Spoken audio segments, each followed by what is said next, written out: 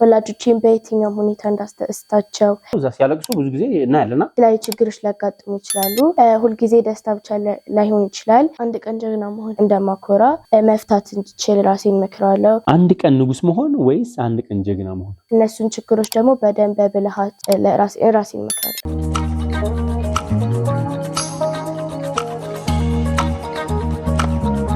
ሰላም የተከበራችሁ ተመልካቾቻችን፣ ይህ ኮምፓስ ወግ የተሰኘው ፕሮግራማችን ነው። እንግዲህ ዛሬ ኮምፓሳችን በአንዲት ጎበዝ ተማሪ መኖሪያ አካባቢ እንገኛለን። እንደምትመለከቱት እነሱ በር ወይም መኖሪያ ቤት አካባቢ በር አካባቢ እንገኛለን። ከሷ ጋር እንግዲህ ከቤተሰቦቿ ጋር ጥሩ ቆይታ ለማሳለፍ ወደ እነሱ በር አካባቢ እንገኛለን። ውስጥ ገብተን ደግሞ ያለው ነገር እንመለከታለን። አብራችሁን ቆዩ። ሰላም እንዴት ነሽ? ደህና ነሽ ወይ? ሰላም ነው። እንዴት ነሽ? አለን። በጠዋት እንግዲህ ያው ቀጠሯችንን አክብረን በሰዓቱ ተገኝተናል። ሰላም ነው። እናመሰግናለን። እሺ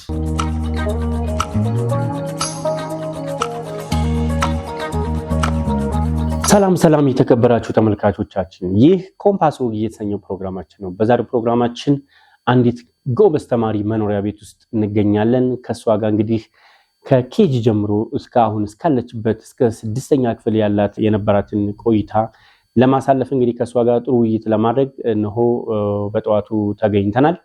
እንግዲህ እቺ ተማሪ ማነች?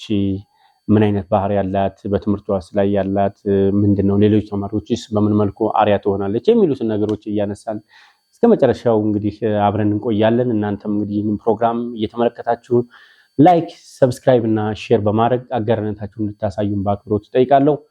ፕሮግራማችን እንግዲህ እንደሚታወቀው ጎበዝ ተማሪዎችን የሚያቀርብ ፕሮግራም ነው። ወደፊት ተስፋ ያላቸውን ተማሪዎች በትምህርት ብቻ አይደለም፣ በነገራችን ላይ ይህን ፕሮግራም የምናዘጋጀው በስነ ምግባራቸው፣ በትምህርታቸው ለሌሎች አርአያ የሚሆኑ ቤተሰቦችን፣ ወላጆችን፣ መምህራንን፣ ተማሪዎችን የሚያሳትፍ ፕሮግራም ነውና እንግዲህ የዛሬዋም ተማሪ መልከ መልካሟ ተማሪ ጎበዝ ተማሪ ነች። በጸባዋ የተመሰከረላት ተማሪ ነች። ከሷ ጋር እንግዲህ ጥሩ ጊዜ እናሳልፋለን ብዬ ተስፋ አደርጋለሁ። እንግዲህ ይህን ፕሮግራም እስከ መጨረሻው እንድትከታተሉ ጋብዘናችኋል። መልካም ጊዜ፣ መልካም ቆይታ።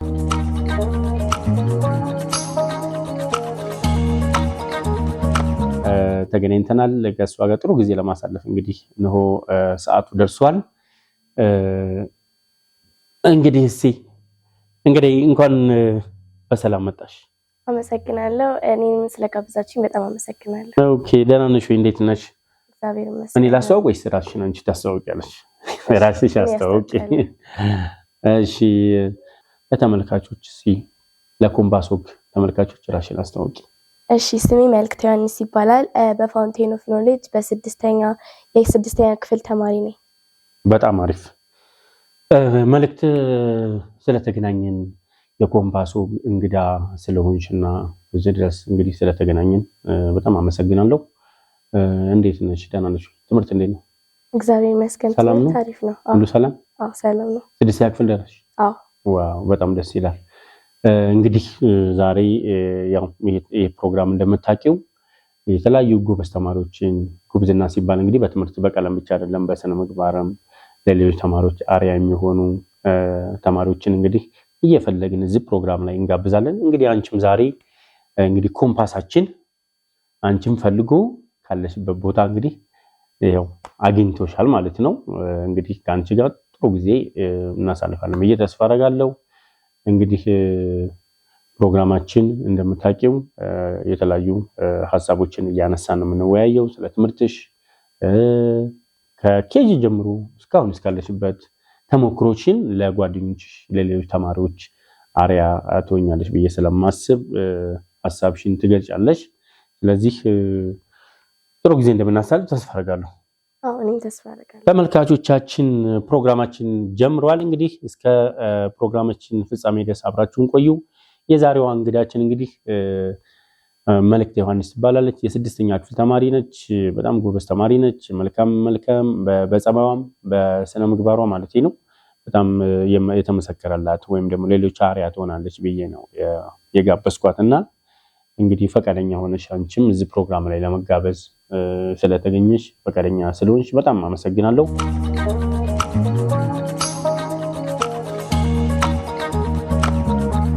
እንግዲህ መልእክተ ውይይታችንን የምንጀምረው ወይም ጨዋታችንን የምንጀምረው የማነቃቂያ ጥያቄዎችን ነው የምጠይቅሽ። መጀመሪያ ቀጥታ ወደ ዋናው ፖይንታችን ከመሄዳችን በፊት አንዳንድ የማነቃቂያ ጥያቄዎች ለተመልካቾችም እኛንም ለተመልካቾችንም የሚያዝናኑ ወይም ደግሞ ነቃ የሚያደርጉ ጀነራል የሆኑ ጥያቄዎችን ነው የምጠይቅሽና እስቲ ትሞክሪያለሽ።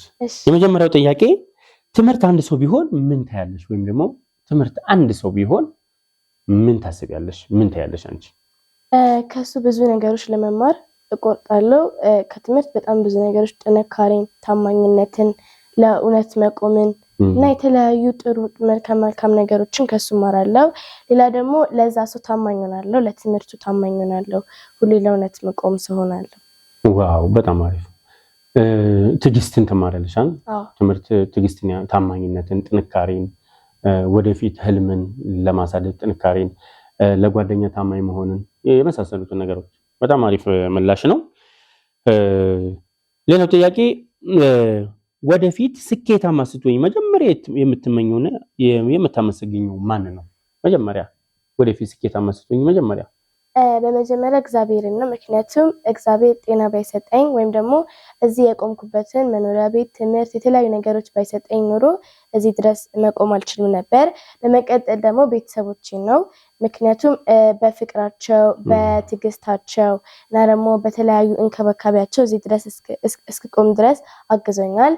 በመቀጠል ደግሞ መምህራኖችን ነው የማመሰግነው። እነሱ የሁለተኛ እናቴም አባቶቻችን ናቸው። ምክንያቱም በትምህርት በብዙ ነገር እየታገሱ እያስተማሩ እዚህ ቦታ ይደርሱናል። በመቀጠል ደግሞ ራሴን አመሰግናለሁ። ምክንያቱም በጣም ብዙ መሰናክሎችን አቅፌ ስኬታማ ስለሆንኩኝ ትዕግስትን፣ ጥንካሬን ስለያዝኩኝ ራሴንም አመሰግናለሁ። ዋው የሚገርም ነው። ስለዚህ ስኬታማ ስትሆኚ ወደፊት የምታመሰግኘው የመጀመሪያው እግዚአብሔር ነው። ለዚህ ቁም ነገር ስላበቃኝ ብለሽ አይደል? ከዛ ወላጆችሽ ናቸው፣ ከዛ መምህራኖች፣ ከዛ ደግሞ ራስሽ ያንቺም ጥንካሬ ስላለበት ምክንያቱም ለፍተሽ የቤተሰብ የመምህራን የእግዚአብሔርም ቢሆን መጀመሪያ መቼም አንቺ ነሽ አይደል? መልፋት፣ መጣር፣ ብዙ መድከም ስኬት ዝም ብሎ ስለማይመጣ ማለት ነው። ስለዚህ እነኚህ ነገሮች ታመሰግኛለሽ። በጣም አሪፍ።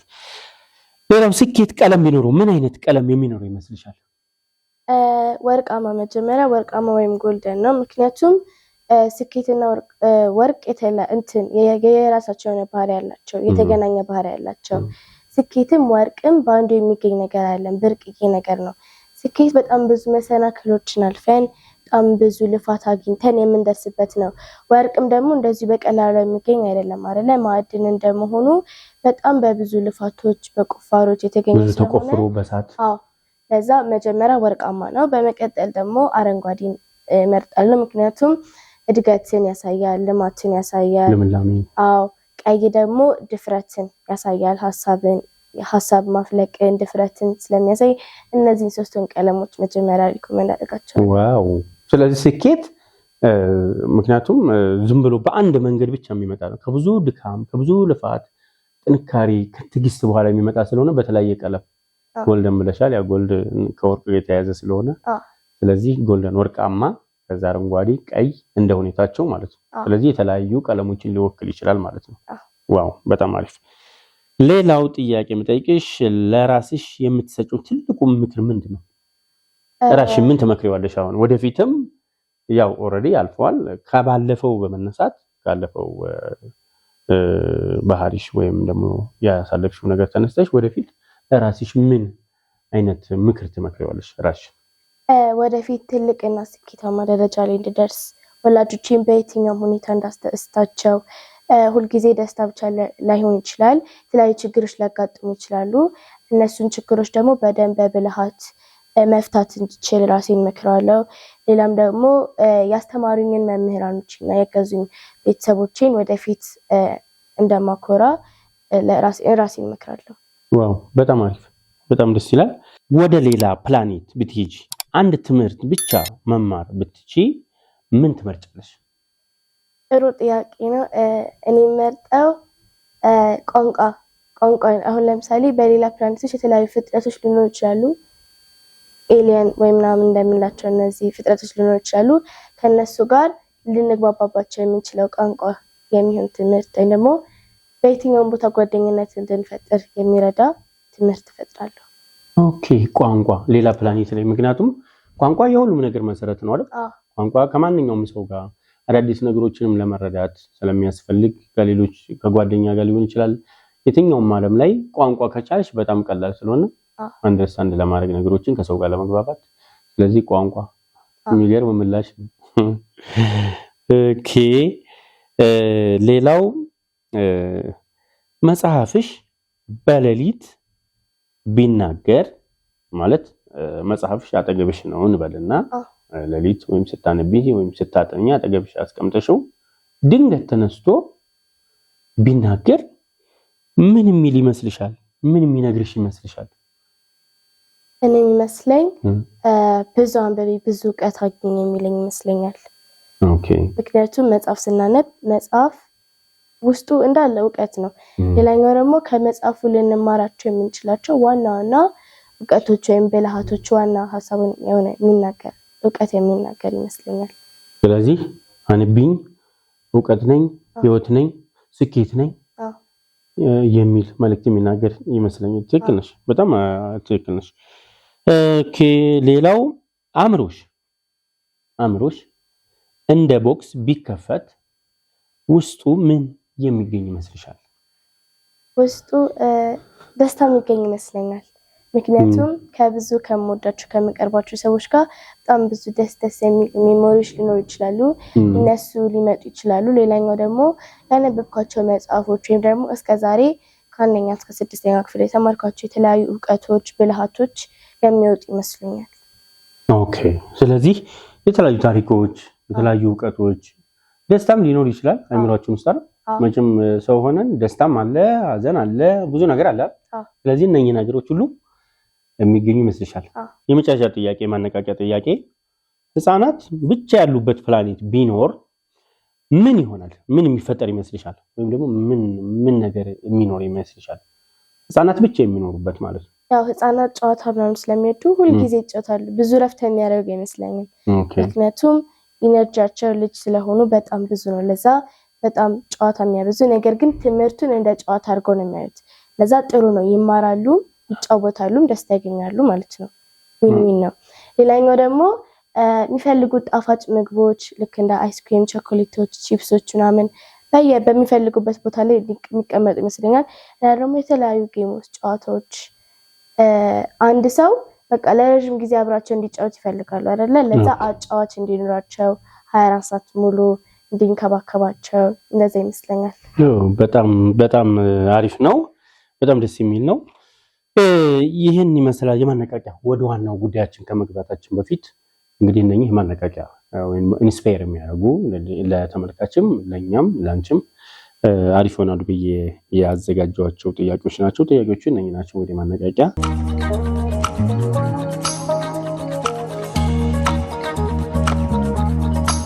አሁን ደግሞ ወደ ኬጂ ነው የምወስድሽ። እንግዲህ ወደ ኋላ ልመልስሽ ነው። የኬጂ ትዝታዎች ሁላችንም እንግዲህ ኬጂ ላይ ነው የጀመርነው ትምህርትና ኬጂ እንደ የመጀመሪያውን አጋጣሚ ታስታውሻለሽ? ከማጋ ሄድሽ ከሚለው ነው የምንጀምረው። ከማጋ ሄድሽ እንዴት ነበረ? ያው ረጅም ጊዜ ስለሆነ እንግዲህ አሁን አንቺ 6ኛ ክፍል ነሽ፣ ለማስታወስ ምናልባት ሊከብድ ይችላል። ግን እንደምታስታውሺው ኬጂ ላይ መጀመሪያ ከማጋ ሄድሽ እንዴት ነበር? አልፈራሽም ወይ? ምክንያቱም አሁን አንዳንድ ልጆች ትምህርት ቤት ህፃናት ኬጂ ሲገቡ የመጀመሪያ ቀን አይተሽ ከሆነ ያለቅሳሉ። ከዳዲ ከማሚ ጋር በቃ መለየት ወደ ቤታቸው በቃ አንቆይም ምናምን በቃ ብለው እዛ ሲያለቅሱ ብዙ ጊዜ እናያለና እንደው መልእክት ኬጂ ላይ ስትገባ ምን አይነት ፊሊንግ ነበራት? ምን አይነት ስሜት ነበራት? ከማን ጋር ነው ያለው ነገር እስኪ አጫውቺ። አስተሳለው ኬጂ እንደገባው ከሁለቱም ከእናትና ከአባቴ ጋር ነው የሄድኩት። ያው በሁሉም ቤተሰብ ዙሪያ በጣም ተደስተው ነበር ትምህርት ስለጀመርኩ። እንደ አብዛኛው ልጆች እኔ አላለቀስኩም። ለምን ተለያችሁ ምናምን ብዬ እውነት ለመናገር በጣም ጓጉቼ ነበር ለመግባት። በዛ እድሜ በራስ መተማመኔ ከፍ ያለ ነበር። አስተማሪ የመሆኑ ፍላጎት ነበረኝ። ከብዙ ልጆች ጋርም ኮሚኒኬት ማድረግ በጣም ስለምወድ በጣም ጓጉቼ ነበር ሳስገባ። ኦኬ በስንት ዓመትሽ ነው ኬጂ የገባችሁ? በ3 ዓመት ከ7 ወር ወይ ምናምን ወይ 4 ዓመቴ። 4 ዓመት ኦኬ። ገና ያው ህፃን ሆነሽ ነው ማለት ነው። እና ምንም አላለቀስሽም? አልፈራሽም? አላለቀስኩም ማለት ነው። ጓጉቼ ነበር፣ ደስተኛ ነበር ስለገባኝ። የቺው ከማሚና ከዳዲ ጋር ነበር እና እዛ ስኬጂ እንደው ያው መጀመሪያ ህፃን ነሽ በርግጥ ማስታወስ ሊከብድሽ ይችላል ግን እንደው መጀመሪያ ትምህርት ቤት ስኬጂ ምን ነገሮችን አየሽ ማለት ምን ተሰማሽ ምን አይነት ፊሊንግ በቃ ማለት ያው አስተማሪዎችን ስታይ ተማሪ ብዙ ምክንያቱም ህፃን ነሽ ቤት ቆይተሽ ነው ወጥተሽ ላታቂ ትችላለሽና ብዙ ሰው ባለበት እንዴው ምን የተፈጠረውን በዛን ቅጽበት ታስታውሻለሽ? አስተማሪዎቹም ሆነ የሚያግዙን ሰዎች በጣም ጥሩ ነበሩ። ያንዳንዱ አክቲቪቲ ነበር የሚቆጣጠሩት። ክፍሉ ደግሞ በጣም ደስ የሚለው ነገር በጣም ብዙ ዲኮሬትድ የተደረገ ነገር ነው። ትምህርትን በውበት ፍላጎት እንዲኖረን በደንብ አቴንሽን እንዲሰጡት ያንን ትምህርት በጣም ዲኮሬት የተደረገ ክፍል ነበር። በጣም ነበር ደስ የሚለው። የእንቅልፍ ሰዓት አለ፣ ምሳ ሰዓት አለ። እነዚህ ደግሞ ፕሌግራውንድ ውስጥ የምንጫወትበት ሰዓቶች አሉ። ለዛ በጣም ደስ የሚል ነበር። ሌላ ደግሞ ደስ የሚለኝ ትምህርት አርት በቃ በጣም እንሰራ ነበር አርባ ምናምንና ኬጂ ትምህርት ቤት እንደውም ሲል በጣም ደስተኛ ሆናለሁ። ጓጉቼ የማለው ነገር ሳስናምን በጣም የጓጓ ሆናለሁ። ኦኬ ስለዚህ ደስተኛ ነበርሽ? እንደውም በቃ አዳዲስ ነገሮችን ስታይ በህፃንነት ምክንያቱም አንዳንድ ህፃን ልጆች በርግጥ የተለያዩ ህፃናት አሁን አይተሽ ከሆነ አንዳንዶቹ ምንም አይመስላቸው አንዳንዶቹ ደግሞ አይድሪ ብለው ሲያለቅሱ ታያለሽ። በጣም ነው የሚያለቅሱት። አሁን አይተሽ ከሆነ ትምህርት ቤት አካባቢ በቃ የመጀመሪያ አንድ ሳምንት አንድ ወር የማይለምዱ ልጆች አሉና መልእክተ ግን ምንም አልመሰላት ማለት ነው። እንደውም በጣም ደስተኛ ነበርሽ። እና እዛ ጓደኞችሽ እንደው ታሳሽዋል ኬጂ ላይ የነበረው የህፃን ሆነሽ በጣም ከባድ ነው የህፃንነት ግን ጓደኞችሽ አሁን ላይ ስታስቢያቸው ወይም ደግሞ ከኬጂ ጀምሮ አሁን ድረስ ኬጂ ላይ ማብራችሁ ሆናችሁ አሁንም ድረስ ካንቺ ጋር የዘለቁ አሉ ማለት የቀጠሉ ልታሳሻቸው አሉ? አንድ ቅርብ ጓደኛ ያለች ኬጂ ላይ አብረን ነበር የተማርነው። ኦኬ ሁልጊዜ አብረን እንጫወታለን ባይባልም ክላስ ውስጥ ምናምን ቅርብ ነበርን። ከዛ ግን ፕሬፕ ስንገባ የተለያየ ክላስ ስለሆነ እስከ 4-5 ድረስ ተለያይተን ነበር። ግን አሁን 5ኛ ክፍልና 6ኛ ክፍል በጣም ቅርብ ነንና እስካሁን እንዘልቃለን። አሉ አንዳንድ ተማሪዎችም አሉ የለቀቁ። ኬጂ ላይ በጣም ብዙ ጓደኞች አሉኝ አልልም ግን ደግሞ በአንድ ቀን ከአንድ ሰው ጋር ከሆንኩኝ በሌላ ቀን ከሌላ ሰው ጋር ነው የሚሆነው። ልጅ ስለሆነ ይለያያል። እንደዚህ አንድ ወጥ አይደለም። ወጥ እንደሆነ አይደለም። ትክክል ነሽ። ኬጂ ላይ ምን ጨዋታዎች ትጫወቱ ነበረ? አባሮሽ ይጫወታሉ። እነዚህ አብዛኛውን ጊዜ የምንጫወተው ዥዋዥዌ ሁሉም ሰው ስለሚያድ በቃ ተራችንን በጣም በጉጉት እንጠብቅ ነበር። የኬጂ ትዝታ እኮ ኬጂ ላይ እኮ በጣም አይረሳም። ያው ያደግን ስንመጣ እንረሳዋለን እንጂ በጣም ነው ደስ የሚለው እኮ ወደኋላ መለስ ብለሽ ታስቢው ልጆች ምናምን ሲጫወቱ ስታይ የሆነ ሚሞሪ ወደኋላ መለስ ብለሽ እኮ ራስሽን እንድታይ የሚያደርጉሽ አሉ እና በጣም የኬጂ ቆይታሽን አሁን ስታስቢው በጣም ደስ ይላል። ኬጂ ላይ እንደምታስታውሽው መዘምሯቸው መዝሙሮች ጨዋታዎች የተለያዩ ይኖራሉ አይደል? መዝሙሮች አሁን ጨዋታዎችም ቢባል ጨዋታ እንደ አባሮሽ አኩኩሉ ኤቢሲ 1 2 3 አሁንም ይጫወታሉ ልጆች። መዝሙሮችም እዛው አብዛኛውን ጊዜ በእንግሊዘኛ ናቸው። ደስ ይላል። እንደዛ በቃ አሁንም አሉ። ኦኬ የጠፋ አይደለም እስካሁን ድረስ ህፃናቶች የሚዘምሯቸው ጨዋታዎች። መምህራኖች አስተማሪዎቹ የኬጂ አስተማሪዎች እንደው እንዴት ነበሩ? አሁን ካለው ጋር በኋላ በርግጥ እንመጣበታለን። ደግሞ ከአንደኛ ክፍል ጀምሮ እስካሁን ድረስ ያለውን አንዳንድ ነገሮች እናነሳለንና ኬጂ ላይ የነበረው የመምህራኖችስ እርዳታ እንዴት ምን ያደርጉ ነበር? ምን ታደርጉ ነበር ኬጂ ላይ አስተማሪዎች ጋር? ከመምህሮች ጋር ያለኝ ግንኙነት በጣም ቅርብ ነበር። በጣም ነበር የምንግባባ። እያንዳንዳቸው ስማቸውን ባላስታውስም ግን ሁለት በጣም የቅርብ የምላቸው አስተማሪዎችን ይዛለው ሚሳናና ሚሰላም። ኦኬ በጣም ነበር የምወዳቸው። መምህራን ብቻ አይደሉም የሚያግዙን፣ የተለያዩ የሚያግዙ ሰዎችም አሉ። እነሱ በጣም ነበር የሚያግዘው። ምግብ ስንበላ አንዳንድ ምግባቸውን ቶሎ ላይ ጨርሶ የሚችሉ ልጆችን እነሱን ያግዛሉ። አንዳንድ አክሲደንት ሲፈጠር እነሱ ናቸው የሚያግዙን እና ከመምህራኖች ጋር ያለኝ ግንኙነት በጣም ቅርብ ነበር። በጣም ነበር ደስ የሚለው። ኦኬ በጣም ደስ ይላል። እንግዲህ ኬጂ ከዛ በኋላ እንግዲህ ኬጂ ላይ ቆይ እንደው ሌላ ጥያቄ ከመጠየቅ በፊት ኬጂ ላይ መልእክት ምን አይነት ተማሪ ነበረች?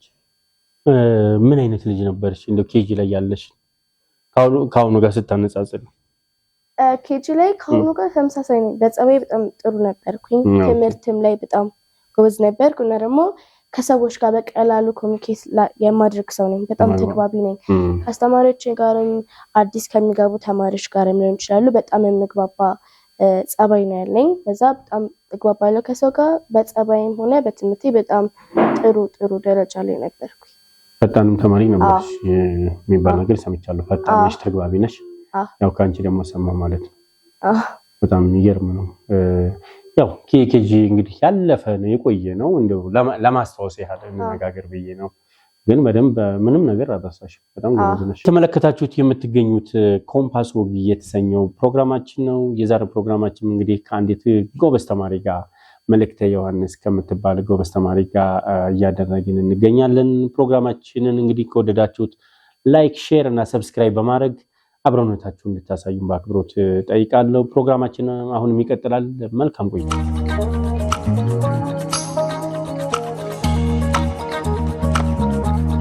አንደኛ ክፍል ላይ ስትገቢ እንግዲህ ከኬጂ አሁን እንግዲህ እያደግሽ መጣሽ ማለት ነው። አንደኛ ክፍል በስንት ዓመትሽ ገባሽ? በሰባት ዓመት። አንደኛ ክፍል ስትገቢ ምን የተለየ ነገር አገኘሽ? አንደኛ አስተማሪዎቹ ለአንድ ሰብጀክት ሌላ አንድ አስተማሪ ነው። ሌላኛውም እንደዛ ነው። የተለያዩ አስተማሪዎች ናቸው የተመደቡት። ያ ደግሞ አዲስ አስተማሪ ስለሆኑ ተለይቶብኝ ነበር። ሁለተኛ ደግሞ ክፍሉና ቢልዲንጉ ራሱ ተለቅ ያለ ነው። ያለ ትንሽ አነስ ያለ ነበር ምናምን። ግን አሁን አንደኛ ክፍል ስንገባ ኮቪድም ስለነበር ኦልሞስት ባዶ ነው ማለት ይቻላል። በፈረቃ ነበር የምንማረው። ለዛ ተለይቶብኝ ነበር ትንሽ ቢልዲንጉ፣ ክፍሉ፣ አስተማሪዎቹ ደግሞ ሰብጀክቶቹ እየበዙ የተስፋፉ መጡ። ምክንያቱም አንደኛ ክፍል ስትገቢ የተለያየ ኬጂ ላይ አንድ አስተማሪ ብቻ ነበር የሚያስተምራችሁ። አንደኛ ክፍል ስትገቢ ግን የተለያየ አስተማሪ ነው። አማርኛ ለብቻው ነው፣ እንግሊዘኛ ለብቻው ነው። ለሁሉም የተለያየ ስለሆነ ያ ራሱ አንድ ልዩነት ይፈጥራል። ሁለተኛ አንደኛ ክፍል ሲገቡ እንግዲህ ምንድነው ክላሱ ሁሉ አቀማመጡ፣ የክላሱ የተማሪዎቹ ቁጥር፣ ከዛ እያንዳንዱ ሁሉ ነገር ይቀየራል አይደል? ያ ነገር አዲስ ይሆንብሻል ብዬ ተስፋ አደርጋለሁ። እና አንደኛ ክፍል ሲገቢ በጣም የምትወጂው ትምህርት ምን ነበር? በጣም የምወደው ትምህርት አንደኛ ክፍል እንደገባው ሂሳብ ነበር። ሂሳብ በጣም ደስ ይለኝ ነበር። አስተማሪዋም ሚስ ኢየሩሳሌም ትባላለች። አሁን የለችም። እሷንም ክፍለ ጊዜውንም ወይም ሰብጀክቱንም በጣም ስለምወደው በቃ ሂሳብ በጣም የምወደው ትምህርት ነበረ። አንደኛ ክፍል ማለት ሂሳብ ያው ብዙ ጊዜ አሁን ላይ ብዙ ተማሪዎች ሂሳብ ይከብዳል ይላሉ አይደል? ከአንደኛ ክፍል ጀምሮ አንቺ ሂሳብ በጣም ትወጃለሽ። አሁን ላይ እንዴት ነው ይሄ ሐሳብ ቀጥሏል ወይስ ተቀይሯል? ሞደው ክፍለ ጊዜ ወይ ሰብጀክት አሁን ተቀይሯል። በርግጥ ኧረ ተይ። አንደኛ ክፍል ሂሳብ ነበረ፣ አሁን ምን ሆነ? ሳይንስ። ኧረ ተይ። ኦኬ። ግን ጎበዝ ነሽ በሂሳብ ማለት? ኦኬ። ምን መሆን ነው የምትፈልጊው? አሁን እንግዲህ አንደኛ ኬጂ ላይ ሆነን ሁላችንም ያው አብዛኛው ትምህርቱም በጨዋታ ጌም፣ መዝሙር ብዙ ጊዜ እንደዛ ነው ከትምህርቱ ጋር። ግን አንደኛ ክፍል ጀምሮ ያለው አንደኛ ክፍል ስትገቢ ምን መሆን ትፈልጊያለሽ? የምትወጂው ነገር ምንድነው የሚል ጥያቄ ከአንደኛ ክፍል ይመጣል አይደል? ስለዚህ አንደኛ ክፍል እንግዲህ ወይም ከአንደኛ ክፍል ጀምሮ ስትገቢ ሁለተኛ ክፍል ሊሆን ይችላል። ምን መሆን ነው የምትፈልጊው ስትባይ ምን ነበር በወቅቱ መልስሽ? አንደኛ ክፍል ያለኝ አስተሳሰብ እስከ ሶስተኛ ክፍል ምናምን ድረስ አስተማሪ መሆን በጣም ነበር የምወደው። አስተማሪ ነበር መሆን ፈልገው። ኦኬ። ቤተሰቦቼ ሲሰበሰቡ ሁልጊዜ አስረዳቸዋለሁ። ልክ አስተማሪ እንደሚያደርገው ማስረዳት፣ የተማርኩትን ነገር ለሌሎች ማካፈል፣ ማቅረብ በጣም ደስ ይለኝ ነበር። እና አስተማሪ ከአንደኛ ክፍል እስከ ሶስተኛ ክፍል። ከዛ በኋላስ እንዴት ነው? አራት ላይ ዶክተር ያው አስተማሪነታችንን ስለመረጥሽ ያው ለአስተማሪዎች ክብር ይገባል። የሁሉም ነገር የእውቀት ምንድነው የእውቀት አባት የሚባለው ያው መምህር ነው አይደል? አስተማሪ ነው አይደል? እሱን ስለመረጥሽ ያው እንግዲህ እናመሰግናለን። አስተማሪዎችም በእርግጠኝነት ደስ እንደሚላቸው በተለይ አስተማሪዎችሽ ደስተኛ እንደሚሆኑ ተስፋ አደርጋለሁ። እሺ። አራተኛ ክፍል ስገባ ዶክተር የመሆን ፍላጎት መጣልኝ። ኦኬ። ዶክተር ኦኬ ሰዎችን ማከም ምናምን ሰዎች ተመሙ ምን ሐሳብ ተቀየረ ከማስተማር ወደ ሕክምና ተቀየረ ማለት ነው። እና በትምህርትሽ ከዛም በኋላ እንግዲህ 3ኛ 4ኛ 5ኛ እያለ እንግዲህ አሁን 6ኛ ክፍል ገብተሻል።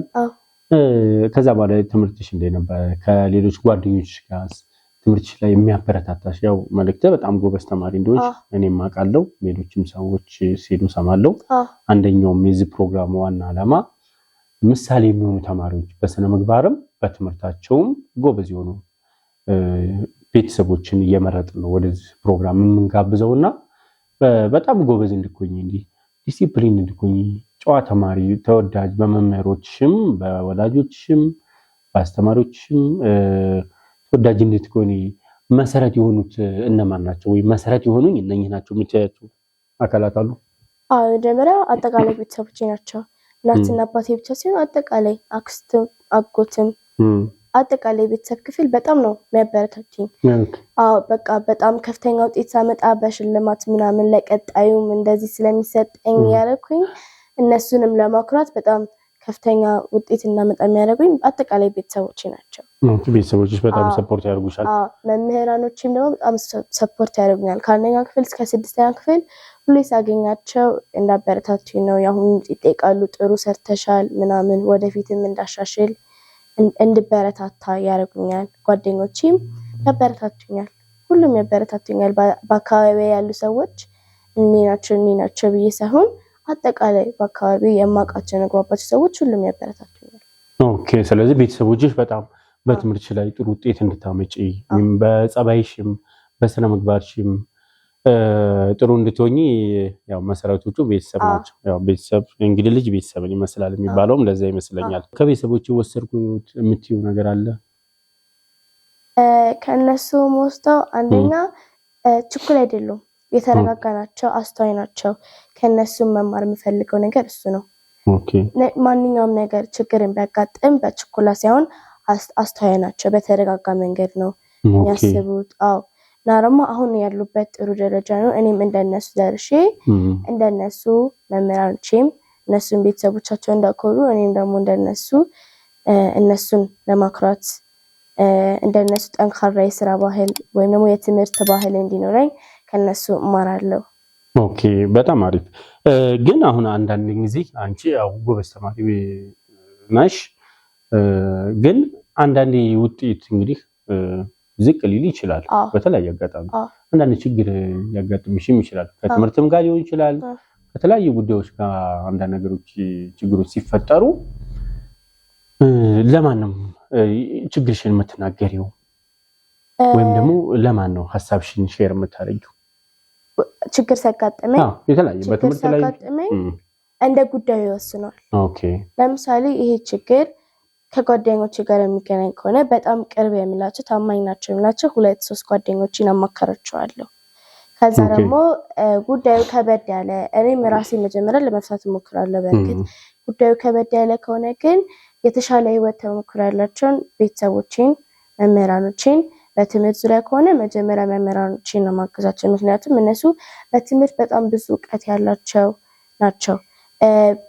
እንደዚህ ከበድ ያለ ነገሮች ደግሞ በህይወት የተሻለ ተሞክሮ ያላቸው ህይወትን ከዚህ በፊት በደንብ ያውቃት ወደ ቤተሰቦቼ ጠይቃለሁ። እነሱን አድቫይስ ወይም ደግሞ እንዲያስረዱኝ የሆነ ነገር ችግር ሲገጥም አብረን እንድንፈታ ጠይቃቸዋለሁ። ስለዚህ ማንኛውም ችግር ሲያጋጥምሽ እንደ ጉዳዩ ሁኔታ ለቤተሰብ የሚነገር አለ፣ ለመምህር የሚነገር አለ፣ ለጓደኛ የሚነገር አለ። እንደ ሁኔታው ይለያያል ማለት ነው።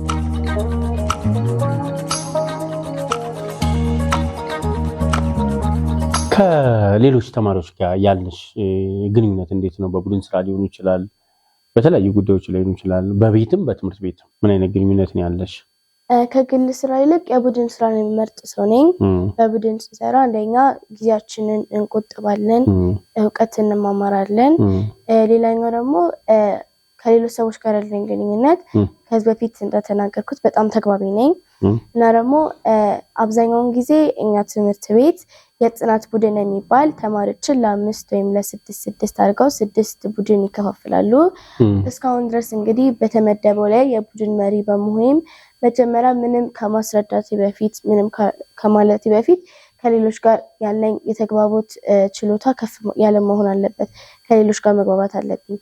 ከሌሎች ጋር በደንብ ከተግባባ በኋላ እኔ ብቻ አይደለም ማስረዳው፣ ከተግባባቸው እነሱም ዕውቀታቸውን ያጋሩናል፣ እኔም ዕውቀት አጋራለሁ። ለዛ ከሌሎች ጋር ያለኝ ግንኙነት በትምህርት ቤት በጣም ጥሩ ነው። እዚህም በአካባቢ በማህበረሰብ ከሌሎች ጋር ከቤተሰብ ጋር ያለኝ ግንኙነት በጣም ጥሩ ነው። ተግባቢ ሰው ነኝ ማለት ነው። ኦኬ በጣም አሪፍ። መልእክት በጣም ኮንፊደንስ አለሽ የሚባል ነገር ሰማሁ። ያው እኔም በተወሰነ አውቃለሁ፣ ግን እና ይህ በራስ መተማመን የመጣው ከየት ይመስልሻል? እንደዚህ በሁሉም ነገር ላይ በጣም በቃ ታይት ነሽ፣ ጎበዝ ነሽ እና ይህ በራስ መተማመን የመጣው ከየት ነው? መጀመሪያ ሁለተኛ ክፍል ያለው እስካሁን ድረስ እንግዲህ በሰንደቅ ዓላማ ፕሮግራም ላይ የተለያዩ ልጆች መድረክ ላይ ወይም ስቴጅ ላይ ያቀርባሉ። ዳንስ ሊሆን ይችላል፣ ትምህርት ሊሆን ይችላል፣ ያጋራሉ። እና ሁለተኛ ክፍል ሳያቸው እኔም እንደነሱ ማቅረብ ምናምን ፍላጎቱ በጣም ከፍ ያለ ነበር። ለዛ ሰበብ የፈጠርኩኝም ቢሆን ሁልጊዜ አቀርባለሁ እና በራስ መተማመን ከፍ አለ። ሌላው ደግሞ ያው እንደተናገርኩት ከአንደኛ እስከ 3ኛ ክፍል ባለው ደረጃ ላይ አስተማሪ መሆን ስለምፈልግ ሰዎች ሲመጡ ላስረዳችሁ ምናምን ያልኩኝ የተማርኩትን ሳጋራ ኮንፊደንስ ወይም በራስ መተማመን ከፍ እያለ እየጨመረ በክፍል ደረጃ እየዳበረ የተለያዩ ፕሮግራሞችን ታቀርባላችሁ አይደል? በትምህርት ቤት ደረጃ የተለያዩ ነገሮች ምን ታቀርባላችሁ? ለምሳሌ ምን ክለብ ውስጥ ፓርቲሲፔት አድርገሻል? እንደው እስካሁን ከአንደኛ ክፍል እስከ 6ኛ ክፍል የሰላም ክበብ ላይ ፓርቲሲፔት አድርጌያለሁ። የስራ ክበብ ላይ 5ኛ ክፍል እያለሁ እውነት ለመናገር በዛ ላይ ብዙ ተሳትፎ አልነበረኝም፣ ግን በ4ኛ ክፍል የሰላም ክበብ ላይ በጣም ጥሩ ተሳትፎ ነበረኝ። እናቀርብ ነበር መዝሙሮችን ወይም ዳንሶችን፣ ሰላምን ሊያስተምረው የሚችሉ ነገሮችን። 3ኛ ክፍል እያለሁ ደግሞ በስፖርት ክለብ ውስጥ የተለያዩ ኤሮቢክሶችን ኤሮቢክስ በሙዚቃ ምት ስለሆነ በሙዚቃ አብዛኛውን ጊዜ ዳንስ ነገር ነው የሚያነቃቃኝ። ከዛ እነሱ ምናምን አቀርብ ነበር። ከሱም ባለፈ ደግሞ ትምህርታዊ ነገሮችን አቀርባለሁ። ቅርብ ጊዜ በ6ኛ ክፍል ትናንትና ሰኞ ዕለት አሁን ከዚህ ቀረጻ በፊት ማለት ነው። እሺ ነበር ብቻ ስቴጅ ላይ በጣም የተለያዩ ነገሮችን አቀርባለሁ። በጣም ጎበዝ፣ በጣም አሪፍ። እየተከታተላችሁት የምትገኙት ኮምፓስ ወግ የተሰኘው ፕሮግራማችን ነው። እንግዲህ ፕሮግራማችንም አሁንም እንደቀጠለ ነው። የዛሬዋ እንግዳችን ኮከብ ተማሪ መልእክተ ዮሐንስ ጋር የነበረን ቆይታ አሁንም እንደቀጠለ ነው። እንግዲህ እቺ ተማሪ በስነ ምግባሯም በትምህርቷም የተመሰከረላት ጎበዝ ተማሪ ስለሆነች የዛሬ የኮምፓስ እንግዳ አድርገን እዚህ ጋብዘናታል። እንግዲህ እናንተም ይህንን ፕሮግራም እየተከታተላችሁት ከወደዳችሁት ቪዲዮ ላይክ፣ ሼር እና ሰብስክራይብ በማድረግ አብሮነታችሁ እንድታሳዩን በአክብሮት እጠይቃለሁ። ፕሮግራማችን አሁንም ይቀጥላል።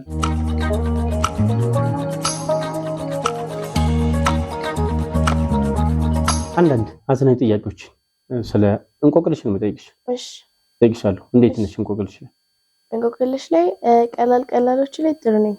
በጣም ከባድ ነው የምጠይቅሽ ዛሬ እንግዲህ እንታያለና እሺ እሞክራለሁ። በጣም አሪፍ። መጨረሻ ላይ ግን አንድ ለተመልካቾችም እንጠይቃቸዋለን ወይም አንቺ ታዘጋጃለሽ። አንድ ጥያቄ አዘጋጅ። እሺ እንቆቅልሽ። እሺ በጣም አሪፍ። እሺ እንቆቅልሽ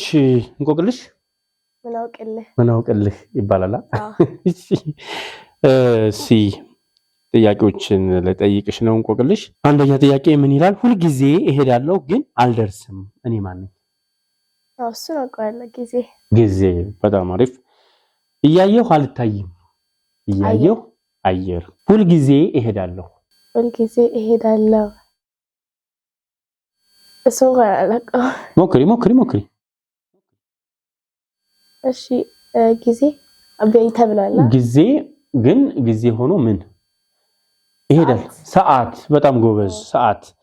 እሺ በምድር ላይ እታያለሁ ግን አልተወለድኩም። በምድር ላይ እታያለሁ ግን አልተወለድኩም። ስናላቀው ከበደሽ? አዎ። እሺ በምድር ላይ እታያለሁ ግን አብሮ የተወለደ አይደለም ከኛ ጋር ግን ይታያል። አካባቢ አይደለም። ጥላ አብሮና አለም የተወለደው ግን ሁልጊዜ ከኛ ጋር አብሮና አለ። ስለዚህ ጥላ። እሺ ሲከፈት ዕውቀት ይሰጣል፣ ሲዘጋ ግን ዝም ይላል። መጽሐፍ። በጣም ጎበዝ።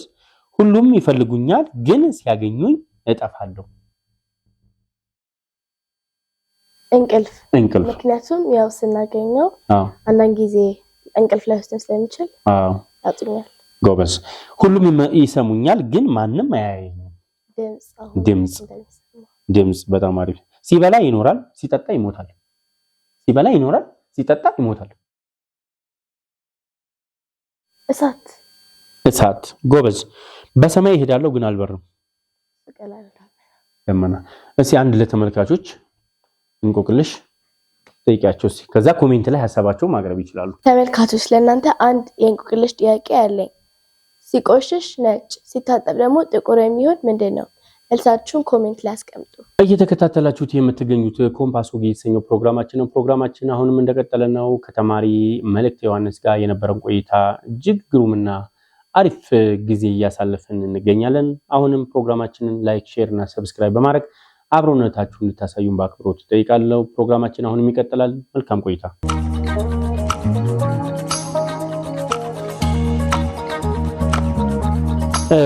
አሁን ደግሞ እንግዲህ አሁን የስድስተኛ ክፍል ተማሪ ነሽ።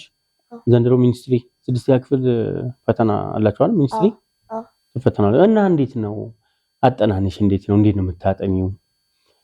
እስኪ እንግዲህ ምክንያቱም ይሄ ፕሮግራም እንደምታውቂው ጎበዝ ተማሪዎችን እያቀረብን የጎበዝ ተማሪዎች ሚስጥር በሚለው ስር ማለት ነው እንዴት ያጠናሉ፣ እንዴት ነው ስኬታማ የሚሆኑት፣ ጥሩ ውጤት የሚያመጡት እንዴት ነው የሚለውን ነገር ለሌሎች ተማሪዎች ምሳሌ የሚሆን ወይም ደግሞ ሌሎች ተማሪዎች ከናንተ ከጎበዝ ተማሪዎች የሚማሩት ነገር ስለሆነ መልእክት እንዴት ነው ትምህርቷን የምታጠናው? ምን አይነት ያጠና ሲስተም ትጠቀማለች? እንግዲህ ለሌሎች ተማሪዎችም ያግዛል ብዬ ስላሰብኩ ነውና መልእክት እንዴት ነው የምታጠናው? እሺ አሪፍ ጥያቄ ነው። በኖርማል ጊዜና ፈተና ስትደርስ የማጠናባቸው ዘዴዎች ይለያያሉ። ፈተና ራቅ ባለ ጊዜ ወይም ደግሞ በኖርማል ጊዜያቶች ምንድነው ማድረጋው? ሁል ጊዜ ላላጠና እችላለሁ፣ ግን ደግሞ ለፈተና ሲደርስ ብቻ አይደለም ማጥናት ያለብን። ስለዚህ ቢያንስ በሳምንት 4 ጊዜ ወይ 5 ጊዜ አጠናና በሳምንቱ መጨረሻ ላይ ቅዳሜ ወይ እሑድ ላይ ቅዳሜ ሳምንት የተማርነውን ሰመራይዝ አደርጋለሁ። ከሰኞ እስከ ዓርብ የተማርሽውን ቅዳሜና እሑድ ከዛ ሰመራይዝ አድርግ ምን አደርጋለሁ? የተማርኩትን የማስታውሰውን በወረቀት ላይ ጽፋለሁ፣ ራሴ ያስረዳለሁ። ከዛ እነዛን ነገሮች በአግባቡ ኮምፕሊት ካረኩኝ ተረድቻለሁ ማለት ነው። እሑድ ደግሞ ምን አደርጋለሁ? ሰኞ ወይ ማክሰኞ ለቀጣይ ሳምንት የምንማረውን ትምህርት በአጠቃላይ ቀለል ባለ እንዲገባን አየት አደርጋለሁ ማለት ነው። ፈተና ሲመጣ ግን አንድ ቀን ማጥናት አንድ ቀን መስለል አይደለም። ግዴታ ሙሉ ጊዜን ለጥናት በአግባቡ ተጨናንቀን ሳይሆን ፈታ ባለ ሁኔታ ማጥናት አለብን። ስለዚህ ከዚህ በፊት ያስኳቸውን ኖቶች አሰባስብና ሰመራይዝ አደርጋለሁ፣ አጠናለሁ። ከዛ ጥያቄዎች እሰራለሁ። አሁን ለተማሪዎች ሪኮመንድ ማድረገው ቴሌግራም ላይ ቢግ ድሪመርስ የሚባል አንድ የቴሌግራም ግሩፕ አለ። ለ6ኛ ለ8 እና ለ12ኛ ክፍሎች የተለያዩ የሞዴልና የሚኒስትሪ ጥያቄዎች ስለሚያዘጋጅ እሱን እንድትመርጡት ሪኮመንድ አደርጋለሁ። ከነሱ ያለውን ጥያቄዎች በደንብ እሰራለሁ። እዛ ፈተና ሲመጣ በተረጋጋ ሁኔታ ጥያቄውን በስርዓት እያነበብኩ በስርዓት እሰራለሁ። ፈተና ደግሞ የምሰራው እንዴት ነው?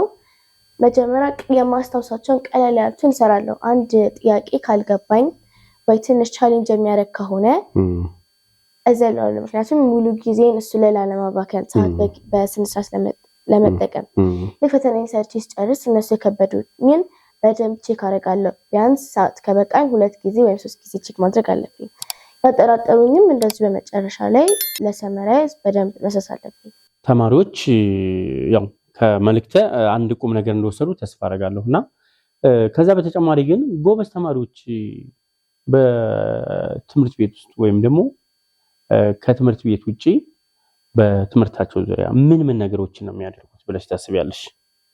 እሺ መጀመሪያ በትምህርት ቤት ውስጥ የተለያዩ ከየቤት ስራዎች በተጨማሪ አሳይመንቶች ወይም ደግሞ የቡድን ስራ ተጓዳኝ ስራዎች ሊሰጡ ይችላሉ።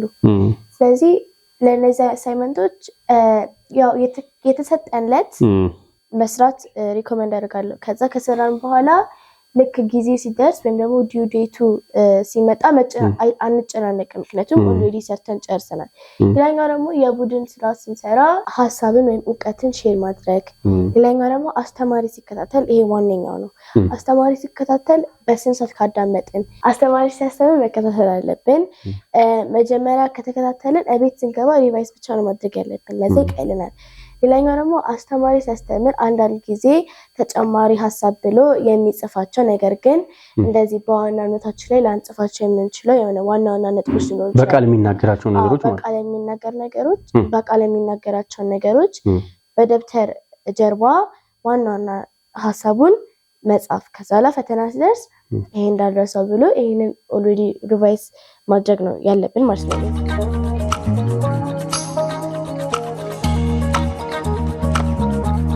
የጎበዝ ተማሪዎች ባህሪያት ምን ናቸው? ጎበዝ ተማሪዎች ሊያደርጓቸው የሚገቡና የሚያደርጓቸው ነገሮች ምን ናቸው? መጀመሪያ ላይ በዋናነት ሁሉም ተማሪ ሊያዳብረው የሚገባው ክህሎት አስተማሪ ሲያስተምር ይከታተላሉ። አስተማሪ ሲያስረዳ በደንብ መከታተል አለብን። ከዛ እቤት ስንገባ የተወሰነ ነገር አየት ማድረግ ነው ያለብን። አስተማሪዎች በቃል የሚናገራቸው ነገር ግን ፈተና ላይ የሚያመጣቸው ነጥቦች ይኖራሉ፣ እነሱም በደንብ መያዝ። ሌላኛው ደግሞ ጊዜን በአግባቡ መጠቀም ነው። ፈተና እየቀረበ ስላልሆነ በኋላ አጠናለሁ ነገ ጀምራለሁ የሚለውን ነገር እሱም በጣም መጥፎ ነገር ነው። ነገ ጀምራለሁ ማለት የለብንም። ግዴታ አንድ በጣም ጥሩ ቀን አያስፈልገንም። አሁን ባለንበት በተቀመጥንበት የምንሰራውን ስራ አቁመን ከፍተን 1-2 ጥያቄዎችን ብንሰራ መነሻሻ ይሆነናል። ሌላኛው ደግሞ በቡድን ስራ ውስጥ መሳተፍ ነው። ከሌሎች ሰዎች እውቀት ይማራሉ፣ እነሱም ያካፍላሉ። እዛ በቡድን ስራ ውስጥ መሳተፍ ራሱ እና በተለያዩ ክለባት መሳተፍ ትልቅ ሚና አለው። ሌላኛው ደግሞ የቤተሰቦቻቸውን፣ የመምህራኖቻቸውን እና ደግሞ የጓደኞቻቸውን ምክር ይሰማሉ። ታናሽ ነው ታላቅ ነው ብለው ሳይወዳደሩ ከሁለቱም የሚመጡትን ምክር ይሰማሉ፣ ይተገብራሉ። ያ ደግሞ ሁሉ ጊዜ ጥሩ ውጤት ላያመጡ ይችላሉ። አንዳንድ ስህተቶች ሊኖሩ ይችላሉ። ከነሱ ስህተቶች መማር፣ ይሄንን ጥያቄ በደንብ መስራት አለብኝ ብለን ስለሱ ጥያቄ በደንብ መመራመር፣ በደንብ ማወቅ ነው ያለብን። ትክክል፣ በጣም ትክክል ነሽ። ዋናው ነገር በትምህርት ላይ እዛ ጋር እኛን ተማሪዎችን ሊያስተምር የቆመ ሰው አለ አይደል? ስለዚህ ተማሪ ምንድነው ጎበዝ ተማሪዎች የሚያደርጉት ነገር የመጀመሪያው ነገር ምንድነው ክላስ ውስጥ መጨረስ ነው። ሁሉን ስራን ማቅለል፣ ማዳመጥ ማለት ነው። በትክክል ማዳመጥ። ከዛ በኋላ ቤት ሄዶ ዛሬ የተማረውን ሪቫይዝ ማድረግ። ከዛ በኋላ ደግሞ በየጊዜው ፕሮግራም አውጥቶ ማጥናት። እነዚህ ነገሮች የበለጠ በየጊዜው ክላስ ወርክ ይሰጣል፣ ሆም ወርክ ይሰጣል፣ የተለያዩ አሳይመንት ይሰጣሉ፣ የግሩፕ ወርክ ይሰጣል። ያንን ነገር በጋራ መስራት እነኚህ የጎበዝ ተማሪዎች ባህሪያት ናቸውና በተቃራኒው ደግሞ አንዳንድ ተማሪዎች ማለት ይቻላል ወይም ደግሞ ደከም ያሉ ተማሪዎች ይኖራሉ በክላስ ውስጥ አይደል? ተማሪዎች ለምንድን ነው ዝቅተኛ ውጤት የሚያመጡት? ለምን ይመስልሻል? መጀመሪያ የፍላጎት አለመኖር ሊሆን ይችላል። ጥሩ ውጤት እንድናመጣ ከፈለግን መጀመሪያ ማይንድ ሴታችንን ማስተካከል አለብን። ፍላጎት እንዲኖረን ራሳችንን ማበረታታት አለብን። እችላለሁ ማለት አለብን። ዛሬ የምንማረው ነገር ለወደፊት ትልቅ ስኬት ስለሚያበቃን ፍላጎት ሊኖረን ይችላል። ሌላኛው ደግሞ የጊዜያችን በአግባቡ መጠቀም አለባቸው። ጊዜያቸውን በአግባቡ የማይጠቀሙ ልጆች ሊኖሩ ይችላሉ። በኋላ አደርጋለሁ ነገ አደርጋለሁ የሚሉ ተማሪዎች ዝቅተኛ ውጤት ሊያመጡ ይችላሉ። ሌላኛው ደግሞ አስተማሪ ሲያስረዳ የማይከታተሉ ልጆች፣ በቃል ሲናገር ግን ደግሞ ሲጽፈው ላይ ጽፈው የሚችሉ አንዳንድ ዋና ሀሳቦች ሊኖሩ ይችላል። አይ ይሄኛውንማ ፈተና ላይ ያመጣው ምናምን ብሎ በማሰብ ችላ ማለት ወይም ደግሞ ኬርለስ መሆን እና ደግሞ የተለያዩ ከስተታችን ዋነኛው ደግሞ ከስተታቸው አለመማር። በቃ በቀጣይ ይሄን የኤክስ የገባብን ወይ ደግሞ የተሳሳትነው ነገር ለቀጣይ እንደ ትምህርት አለመውሰድ ዝቅተኛ ውጤት ሊያመጡ ሊያደርጉ ይችላል። ፍላጎት ያላቸው ግን ደግሞ ዝቅተኛ ውጤት የሚያመጡም ሊኖሩ ይችላሉ አይደል? የእነሱ ደግሞ ዋና ችግራቸው ምንድነው? ከስተታቸው አለመማርና ጊዜያቸውን በአግባቡ አለመጠቀም ነው። በጣም ጥሩ ሐሳብ ነው ያነሳሽው። እንግዲህ እነኚህ ለአንድ ተማሪ ለደከም ላሉትም ለጎበዞቹም ተማሪዎች የሚጠቅሙ ጥሩ መልእክትን ያስተላለፍሽው። ከዙ ጋር ተይዞ እንግዲህ ተማሪዎች በትምህርታቸው ስኬታማ ለመሆን አሁን ቅድም አንቺ እንደጠቀስሽው የመጀመሪያው ፍላጎት ነው። ፍላጎት ወሳኝ ነገር ነው። በቃ አንድ ሰው ፍላጎት ከሌለው በማንኛውም ስራ ላይ በትምህርት ብቻ ሳይሆን በማንኛውም የስራ ዘርፍ ላይ ስኬታማ ሊሆን አይችልምና ያው የመልእክትን መልእክት በእርግጠኝነት እንደወሰዳችሁ ጠቃሚም እንደሆነ ተስፋ አደርጋለሁ። እንግዲህ ተግባራዊ ማድረግ ያው ይነሱ ብቻ ነው አይደል? በጣም አሪፍ።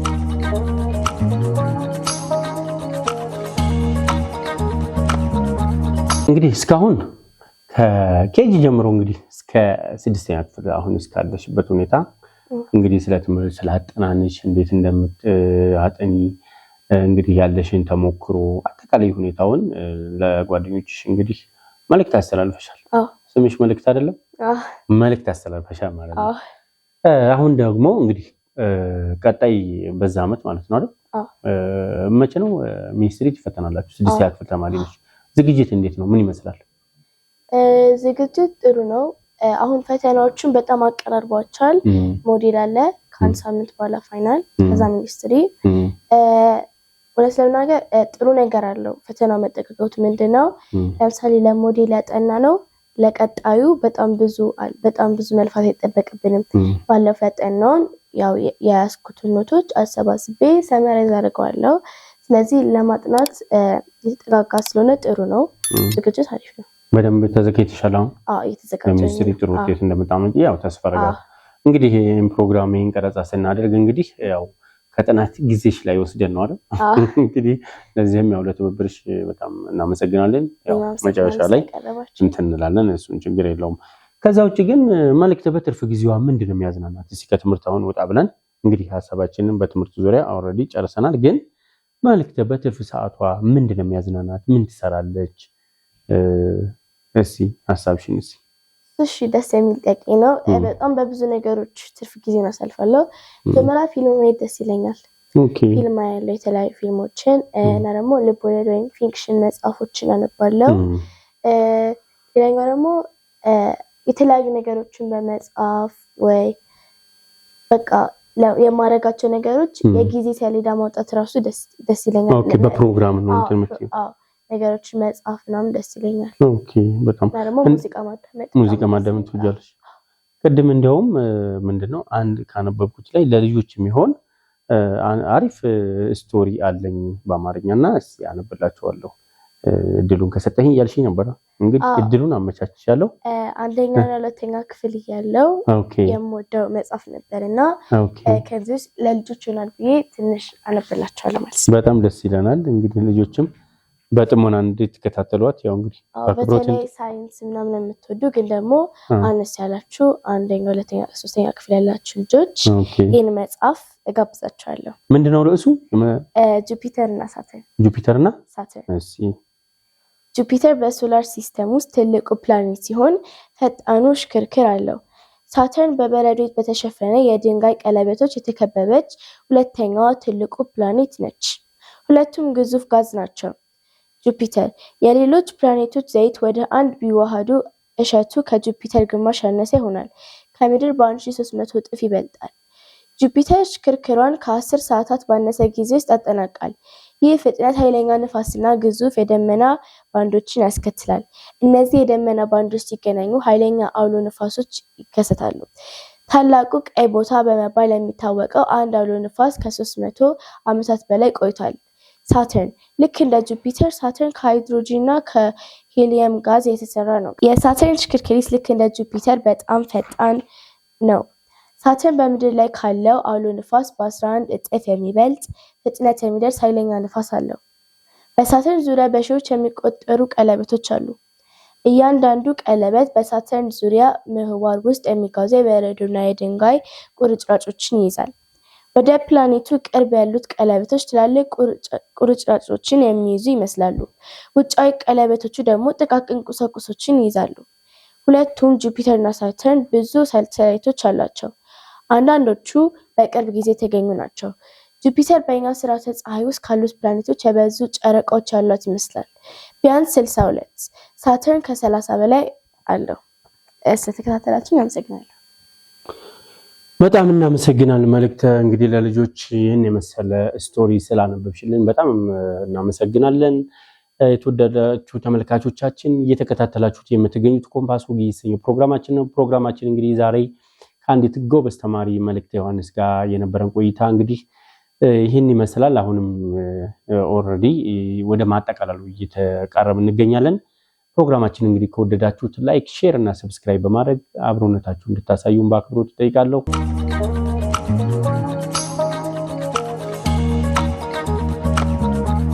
መልእክት እንግዲህ ውይይታችን አሁን ወደ ማጠቃለያው አካባቢ እየደረስን እንገኛለን። አሁን አንድ ጨዋታ እንጫወታለን ማለት ቀለል ያለች ማለት ፈጣን መልስና አጭር ጥያቄ ከፈጣን መልስ ጋር ማለት ነው። ጥያቄዎች እጠይቅሻለሁ እንግዲህ ትመልሻለሽ ማለት ነው። ወደ ጥያቄው ነው። ፈጣን እና አጭር መልስ።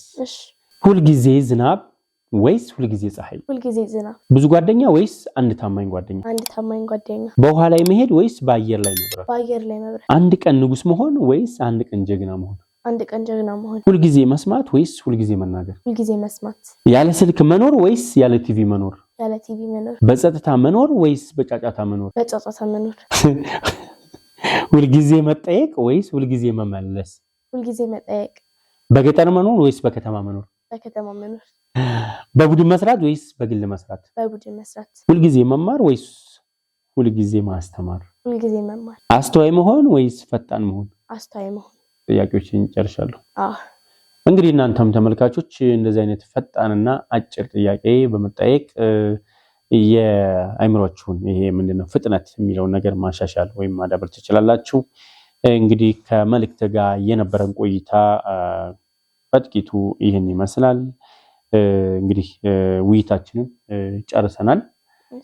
የዛሬ ፕሮግራማችን እንግዲህ ጥሩ እንደሆነ ተስፋ አደርጋለሁ። በመጨረሻ ግን ማመስገን የምትፈልጊው ካለ ሐሳብሽን ለተማሪዎች ሊሆን ይችላል፣ ለወላጆች፣ ለመምህራን ሐሳብሽን መስጠት ይችላል። በመጀመሪያ ማመሰግነው እግዚአብሔር ነው። በመቀጠል ደግሞ ቤተሰቦቼን አጠቃላይ እስከዛ ድረስ ላበረታታችሁኝ፣ የሚፈልገውን ፍቅርና እንክብካቤ ስለሰጣችሁኝ፣ ከፍላችሁ እያስተማራችሁ ስለሆነ በጣም አመሰግናለሁ። በመቀጠል ደግሞ መምህራኖቼ ነው። መምህራኖቼ ደግሞ በጣም የእውቀት አባት በመባል በጣም ብዙ እውቀቱን ከእናንተ እንድንማር ወይም ደግሞ ከእናንተ የተሻሉ ነገሮችን እንድናውቅ እንድናገኝ አድርገናቸዋል። ስለዚህ ለመላው መምህራኖች ምስጋናን አቀርባለሁ። በመቀጠል ደግሞ ጓደኞቼን አመሰግናለሁ። ታማኝ ሆናችሁ አብራችሁ ስለሆናችሁ በጣም አመሰግናለሁ። እና ደግሞ በጣም ነው የምወዳችሁ።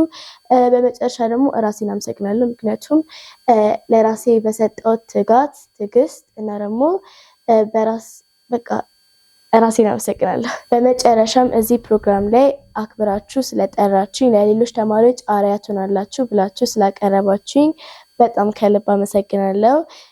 ይህንን ቻናል ላይክ፣ ሼር እና ሰብስክራይብ አድርጉ። ይህ ኮምፓስ ወግ ነው። አመሰግናለሁ።